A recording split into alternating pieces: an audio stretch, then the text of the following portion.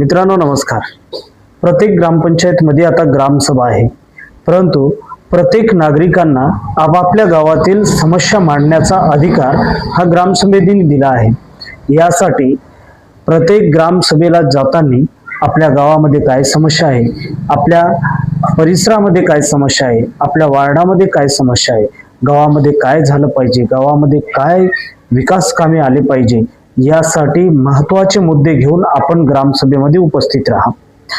या ग्रामसभेमध्ये हा स्वतंत्र ही ग्रामसभा प्रत्येक नागरिकांना आपलं हक्क, आपला अधिकार व आपल्याला मूलभूत सुविधा मिळावं यासाठी ही ग्रामसभा घेतली जाते। प्रत्येकांना इथं अधिकार आहे की आपापल्या बाजू मांडण्याची। यासाठी मित्रांनो प्रत्येक मला बोलभाऊ यूट्यूब चॅनल, जो बोलभाऊ शेतकरी यूट्यूब चॅनलला सगळ्यात पहिले तुम्ही जर चॅनलवर नवीन असाल तर चॅनलला लाईक करा, सबस्क्राईब करा आणि शेअर करा। कारण का हा महाराष्ट्रातील प्रत्येक गाव खेड्यापासून तर शहरापर्यंत विकास कामे, समस्या व प्रत्येक नागरिकासोबत संवाद हे आपण संपर्क करणार आहोत।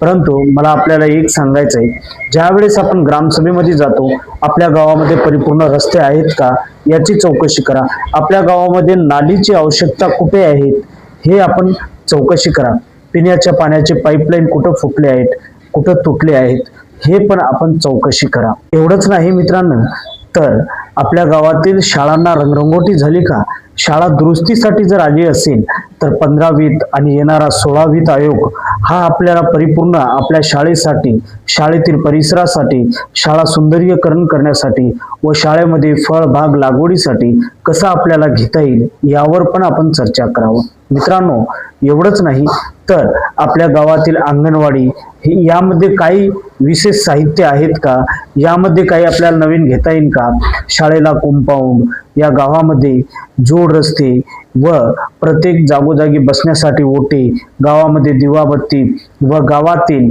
प्रत्येक महिलांना सुविधा व प्रत्येक नागरिकांना लाभ असे सार्वजनिक व्यक्तिगत या लाभाची योजना घेता येईल यासाठी परिपूर्ण आपण माहिती करावं।